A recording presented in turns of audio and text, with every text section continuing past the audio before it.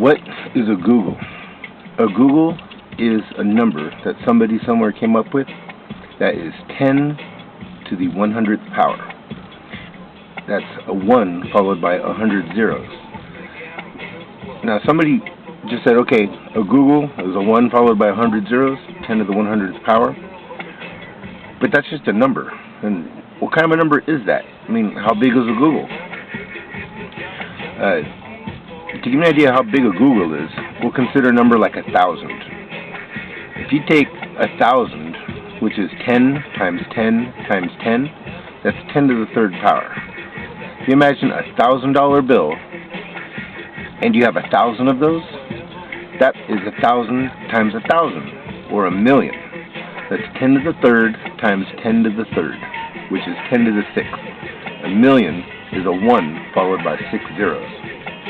If you had a $1 million bill, a piece of paper worth $1 million, and you had 1,000 of those, that would be 10 to the 6th times 10 to the 3rd, which is 10 to the 9th. That makes a billion. And if you had a $1 billion bill, and you actually had 1,000 of those, that's 10 to the 9 times 10 to the 3, which is 10 to the 12.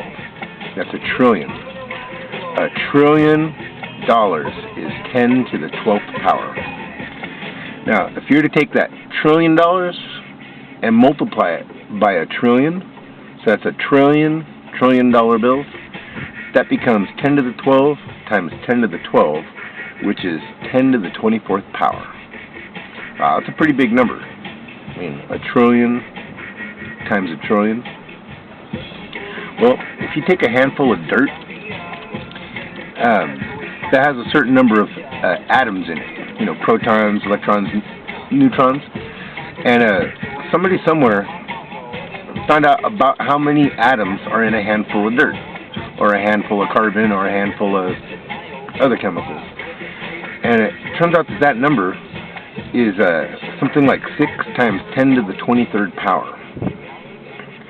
A trillion times a trillion is 10 to the 24th, and a handful of dirt is about 10 to the 23rd power. Let's just say it's 10 to the 24th, so that my math is easier.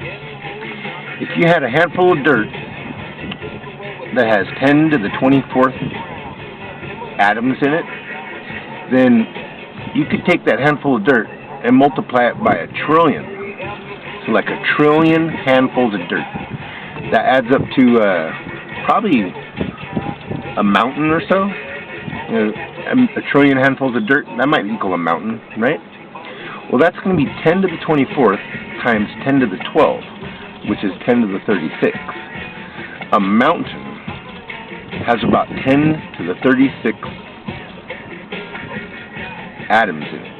It's actual particles of matter.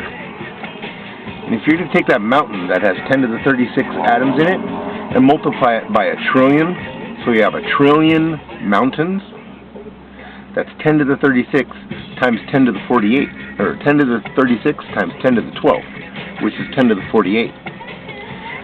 A trillion mountains, that could possibly be about as big as the Earth, right?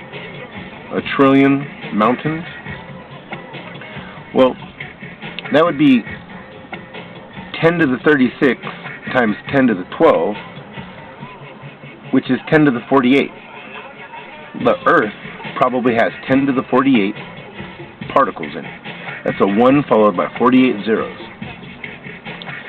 And if you were to take the Earth and multiply it by a trillion, that might be as big as maybe the Sun, right?